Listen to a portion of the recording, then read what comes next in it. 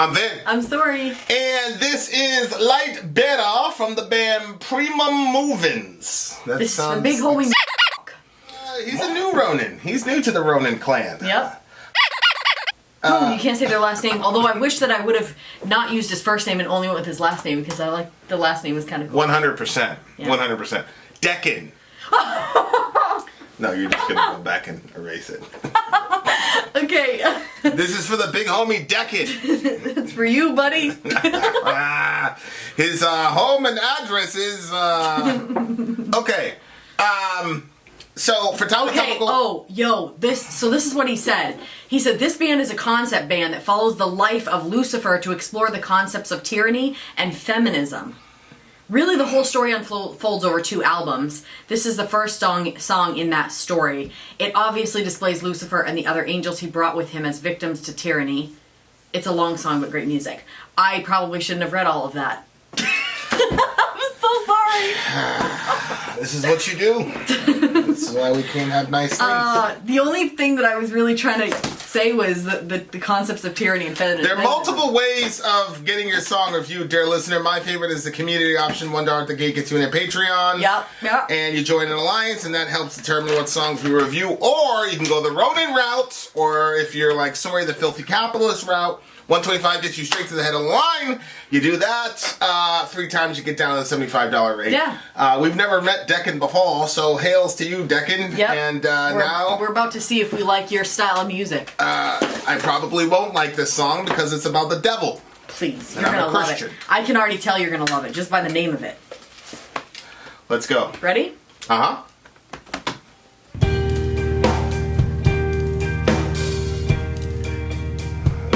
Not what I expected. Wow. That's so crazy. It kind of sounds Christmassy. Some of these bands are so smart. You think they're going one way and you don't know what you're talking about. I got mad respect just for the way this song even started out.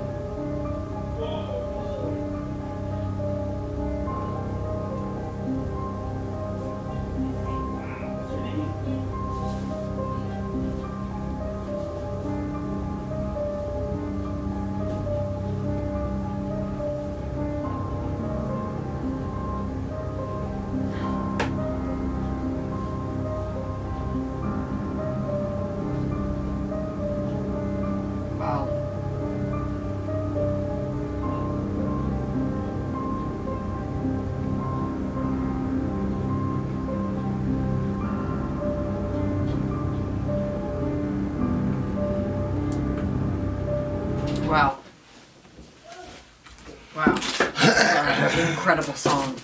It's Literally did not feel like that it was that long. Like when we hit the 12-minute marker just before that, I didn't feel like we'd been in the song more than 3 minutes. Babe, here it is. That's so crazy.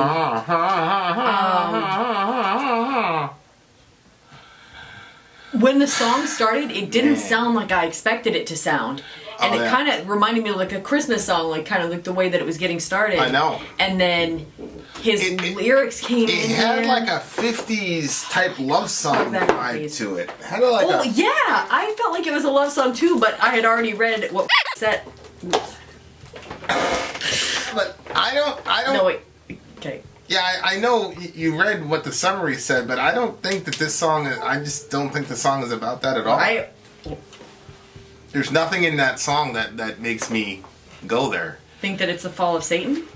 Well, it's obviously the fall of Satan, but didn't he say something about like misogyny or something like that? No, he said feminism, but this is a whole like 2 albums, so maybe it gets into that. Right. Okay, so there are multiple themes, but they're setting up the fall. I see. Holy moly. I see. So okay, so the first part, my love, my God, I bow before the one. Who's talking in this verse of the beast? That's Lucifer talking. And he's talking. He's talking to the Most High. Because what's happening is it's showing before this story is jumping on the intertestamental and the Quranic actual explanation for the fall of Satan. So in the Quran and in the intertestamental literature, so the traditional Christian, especially Protestant, explanation for the fall of Satan is that one day the devil kind of said, "Hey, I'm going to rule just like, I'm going to be like the Most High," and then Michael goes and casts him out, says who's like God and casts him out, which is where the term Michael came from, because the name Michael is supposed to be a question, which is who is like El or who is like God. So Michael casts Lucifer out of the holy mountain. Yeah. Or eat. Actually, if you combine Isaiah and Ezekiel that's recounting the story, it's actually he's not cast from heaven as in like heaven proper that we think. He's cast from the holy mountain of God from the Garden of Eden, is actually what the text says. Right. But anyway, but that's a separate discussion. But in the intertestamental literature, and that's picked up by the Quran, God, after he creates Adam, lines up all the angels and tells them to do sujood. Sujood means to bow. You know, like when Muslims go to pray 5 times a day and their forehead hits the ground. That's sujood. So Allah commands, and this is also in the intertestamental literature, Allah commands all the angels to, the jinn and the angels to bow to Adam. And Iblis, or Lucifer, the devil, whoever we want to say, says, "Hell no, I'll bow to you, but I'm not going to bow to Adam." Is that where he's made out of clay, I made of fire? So Iblis says, no, he's made of clay, I'm made of fire, I'll bow to you, but I'm not going to bow to him. Which obviously, if you violate one of God's commandments, then you're basically usurping his authority. And so, he goes, "Oh yeah?" And and that's the fall of Lucifer. So the angle that this song came from, this is always one of the things that fascinates. People always ask me, what have you learned from the channel, or what perspective of yours has changed? If I show this song to your average Christian, and maybe this is just my arrogance, I could be wrong, but if I show this song to an average Christian, I don't think they'll know what he's talking about. I think like if you bring your average Christian this and say, "Hey, really? What story is this recounting?" Like, you were familiar with that story where God brought the angels to bow before Adam? Well, I've heard you say it before. You've heard me say it, but I mean, is that a story you grew up hearing? No, but I was actually thinking of the verse, "You were made a little time lower than the angels." But I guess Psalm 8 where it says you made him for a little while lower than the gods. No. there's a verse talking about. Well, wait a minute. That one's talking about Jesus, or that one's talking about people? Well, Psalm 8 is initially talking about just humanity, particularly. Maybe that is the one I'm thinking of. And then Hebrews 4 quotes it and applies it to Christ. Oh, okay.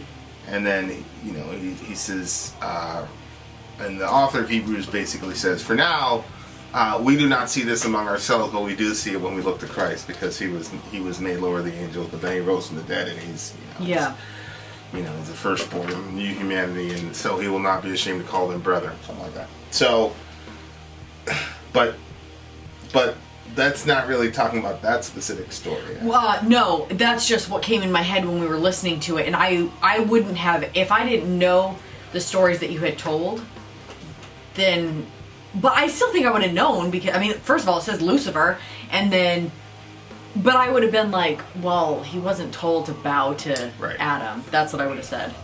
Yeah, I just think a lot of, especially when it says this first son of yours, they would probably say, oh, that's talking about Jesus.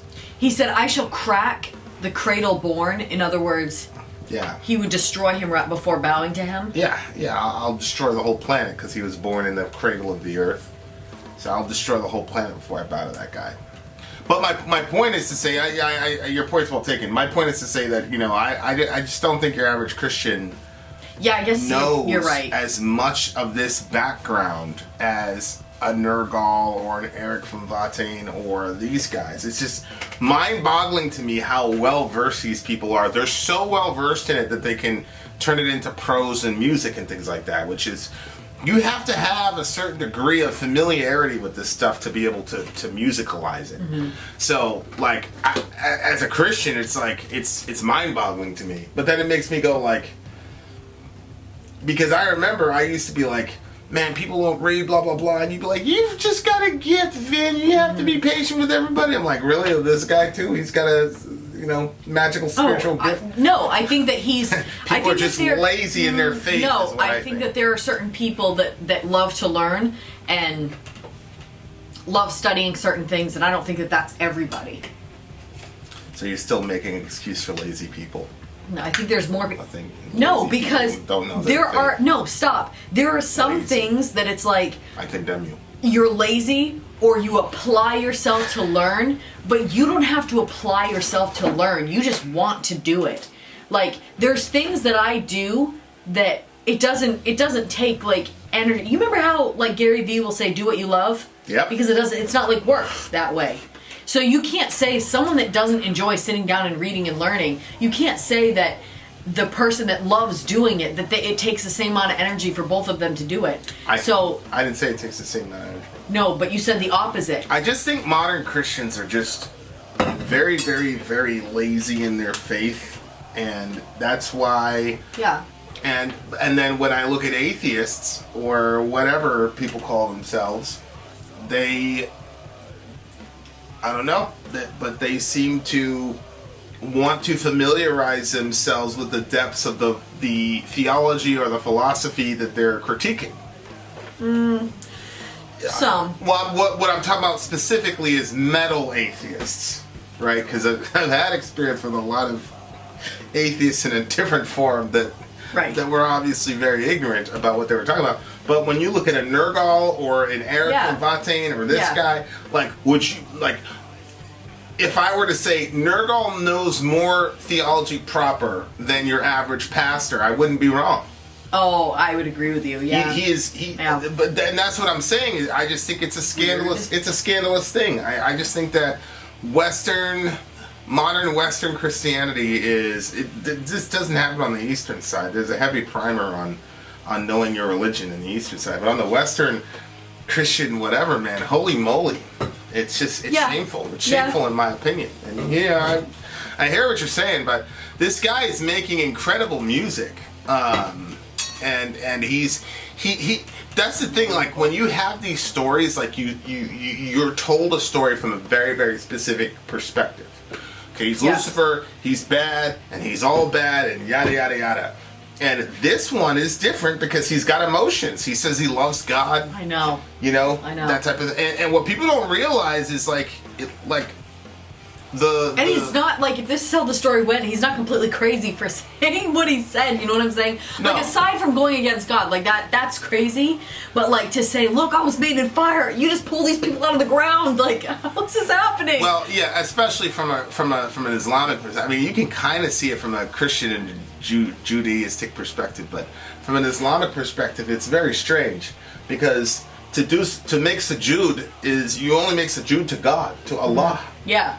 And so it's like, how are you gonna have me? God lined up all these jinn and angels and made them bow to a created being. Like, that's, how do you reconcile that from a strict monotheistic perspective like Islam has? Christianity, you can kind of, but so yeah. I think it kind of reminds me a little bit of, our buddy the other night that we were talking to, when he was talking about in his religion, like, if God says something, you know what I mean? Like, even in this case, it's kind of the same. Like, shout out to the God can create something from the dust, and he can say that thing has value. Yeah, you were created from fire, but if God creates something and he says this thing has more value than you, it doesn't matter what you think about it. He can make from the same pot one of value and one of not value. Like, God can do whatever he wants if it's his, like, if that's, It's true.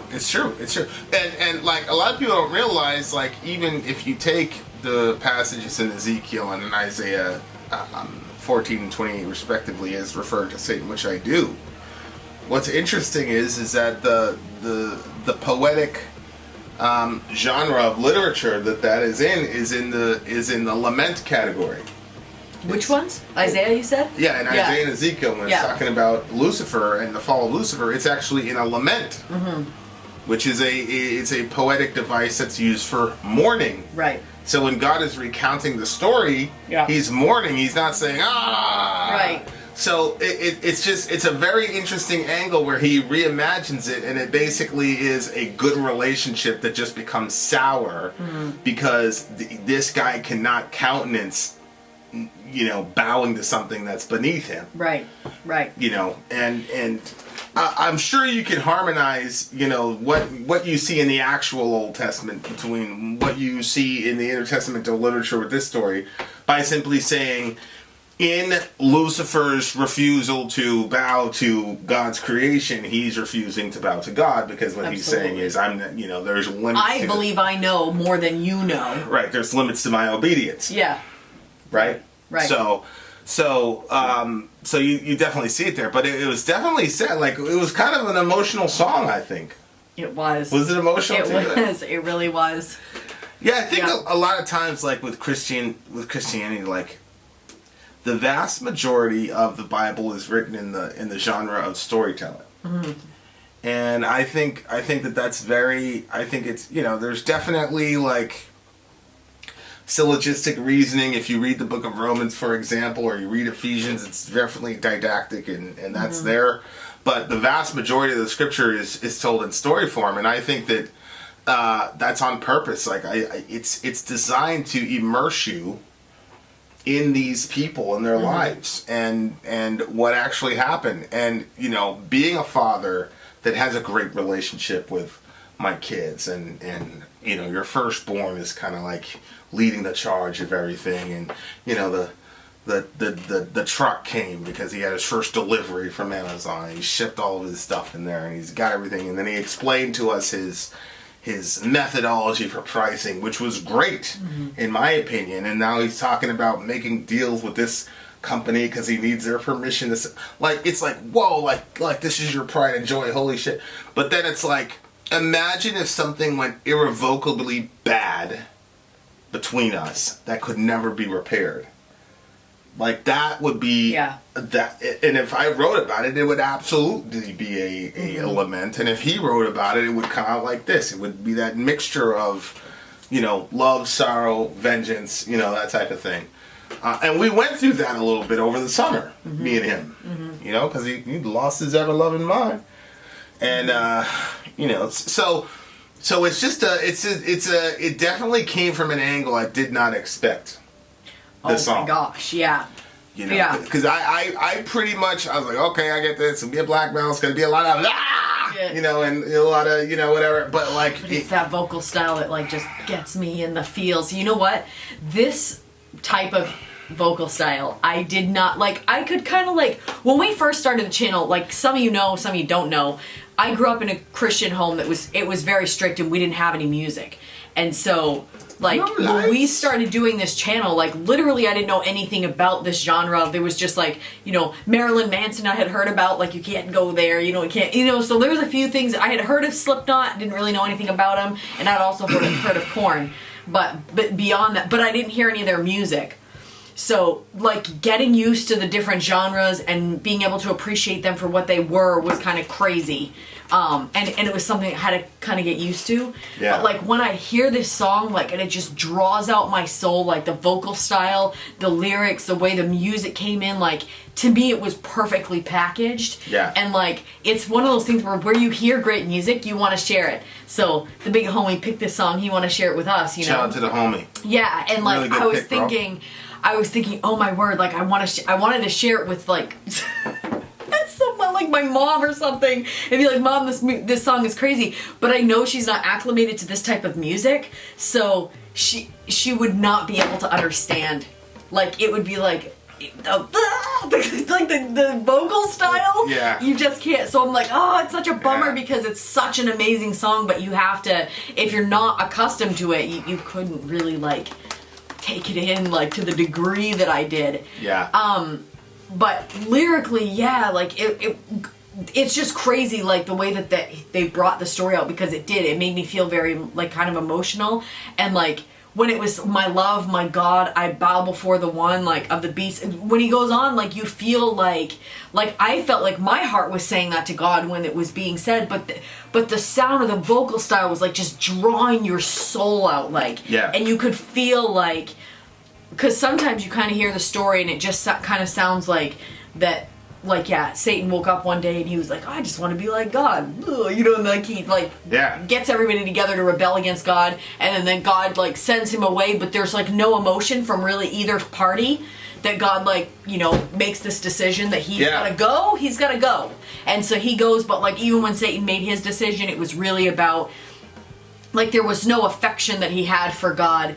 But I do think that, you know, we had conversations one time about, like, the affection between, like, Satan and God, and that they had a relationship, and you had said something about, like, that was part of the, because the way that Satan goes after human beings, and that deep hatred that you can see, like, just talking about it like this, you're like, oh, you kind of feel bad for him, but I have seen the destruction that satanic forces have done on people's lives, and, like, there are people that have been just straight tormented. Like, remember that woman that, like, I don't even know how she landed in that situation, but she was entertaining demons, and, like, she was, like, her hair, she was ripping it out in clumps. She ended up shaving it off. She was burning candles all over the place. Yeah. And she was talking about, like, the unholy trinity, and, like, there was just, like, this real evil, fearful presence that just kind of serious torment. Yeah, and, like, she would just cry. Like, it was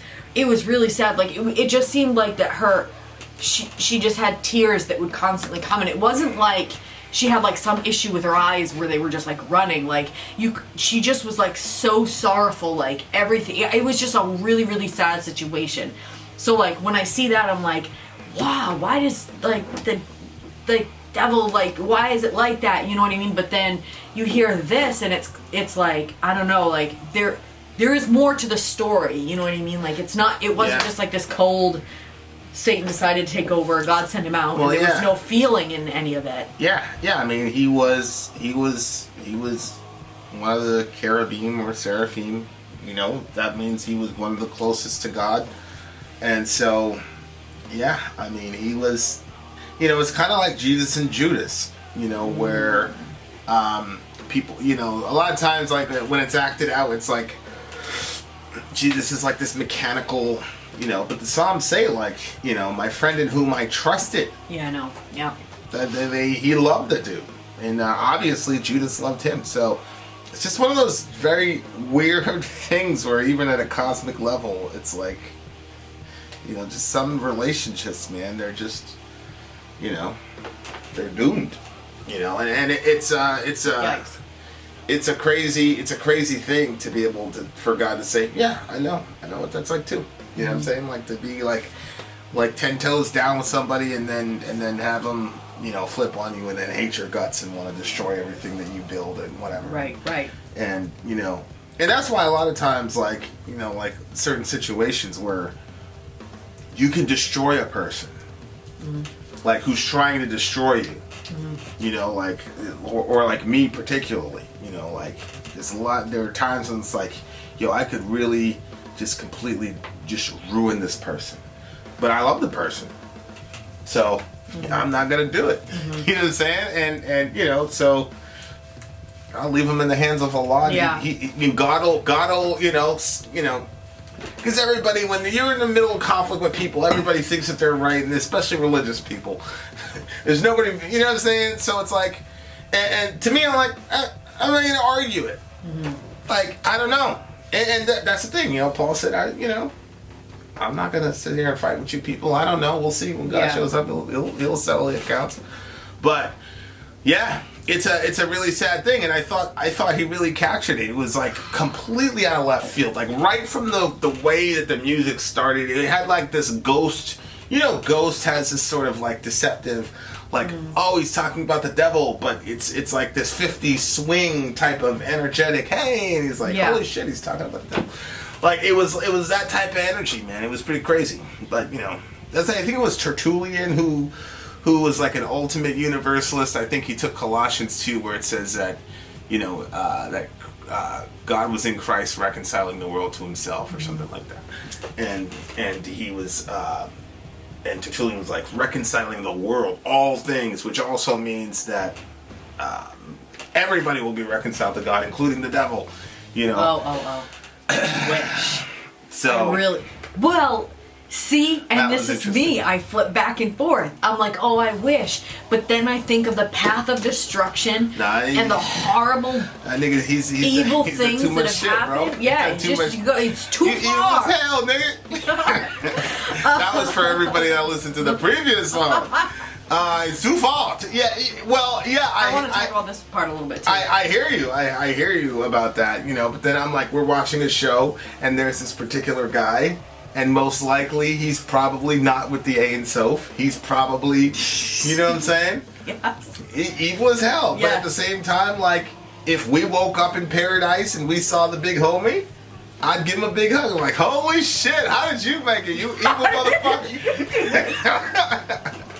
I'm like, man, that cross is powerful. Because if it weren't for that shit, you'd be out of here, bud. You'd be out of here. Shout out to the big homie Cromwell. Yeah, we don't believe that you get into heaven by good works, just doing good things, and that gets you in. Nah. But there are some people that you're like, wow, if it was good works, they'd probably slip in. There's some but that is just like, no, there's literally no way you're never going to... All you have is Jesus, bro. Yeah.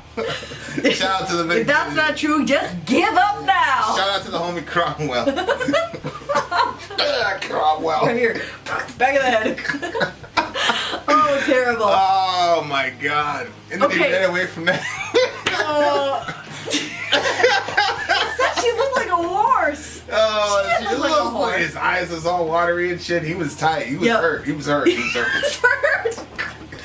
looks like a horse. Oh, my gosh. They sent my man Cromwell off. Yeah, he always finds a way. He'll find a way out. We're going to do like a top 10 list of shows y'all need to watch. Holy moly. There was one show. See, we stopped saying what shows we were watching because I was in a fireside one time, which we got to do that again. Probably New Year's Eve. I was going to actually say, let's do it the other night. Christmas Day, I was going to have us do it, but... Yeah. But Day just ran away with us. Yeah, and we were saying what show That's a good idea, though. We're saying what show we're watching, and then Ben Webb was like, oh, yeah, it was terrible when this happened. And he, like, gave away a pretty major thing in the plot. Fuck you, Ben Webb, for that. But. We never finished Lost, and, like, people keep saying, okay, this might be a spoiler. I don't know if it's a spoiler because I've never seen the ending. I'm like, I was so frustrated we never finished watching Lost. I know. And I was like, I still don't know why, but I feel like there's some deeper reason why you stopped watching Lost with me. But anyway, so Lost never got finished. And like, since then, I keep hearing different things. People are like, they were all dead! And then some people are like, no, they weren't all dead! And so I'm like, wait, were they all dead? What's happening? What is happening with that show? And I really want to finish it, but now I've forgotten so much of it. I don't know.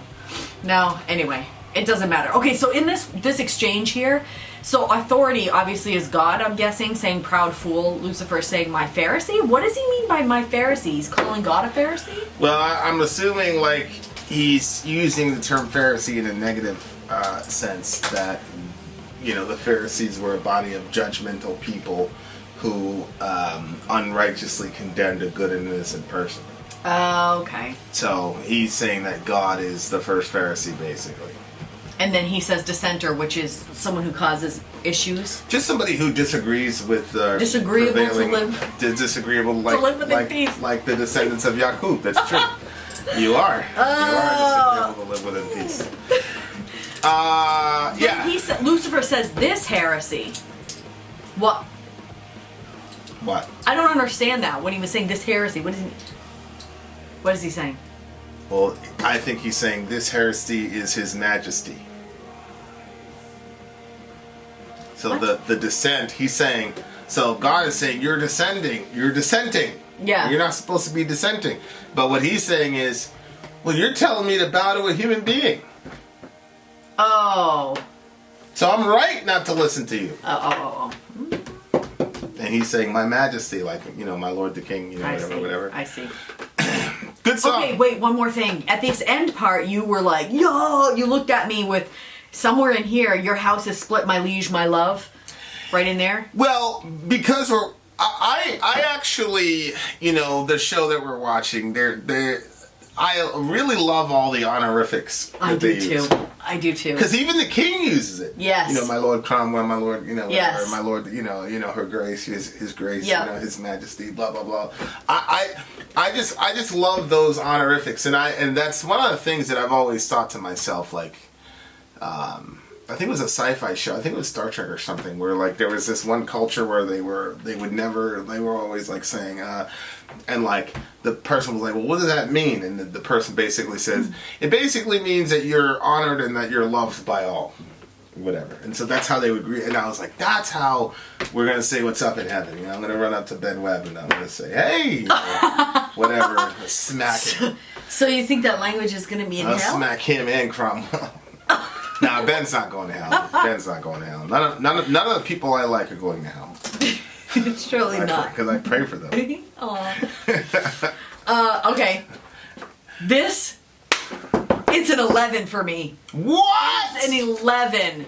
That's crazy. It's a 9.5. 9.5. This is the best song that I've heard in a long time. It just had such depth to me, and I really, really, really, really liked it. It was a deep song, bro. Yeah. It was definitely. So what did you give it? Sympathy for the Devil, for sure. 9.5. 9.5. I'm actually a little bit offended that you gave it that score. Your house is split, my liege, my love. That's so brilliant. But he's still saying my love. And he's saying my liege. That's another way of saying my king. I know. Holy moly. This is the eve of our disgrace. I mean, he's talking to the other angels. I know. Inshallah, Tertullian's right and everybody makes it, and then, we'll be able to hang out with the big homie. Mm-hmm. We were watching Superbook. Superbook is a Bible-based thingamajiggy. For children. It's like a graphic novel, live-action thing. And so when the devil was good, he was blonde-haired and blue-eyed. And then when he became evil, he lost all his wonderful blonde locks. And he became dark and his eyes got brown. Everything got dark. So there's that. We're still trying to figure out if the creators are white or... Adam, who was formed in Mesopotamia of the dust of the earth, is white as hell. I saw Eve's hair was lighter than mine. Yeah, Eve's hair was lighter than Sori's. These are people who were... Oh, no. Who were born in Mesopotamia. So there's that. So Vin out. Sori out. Gone.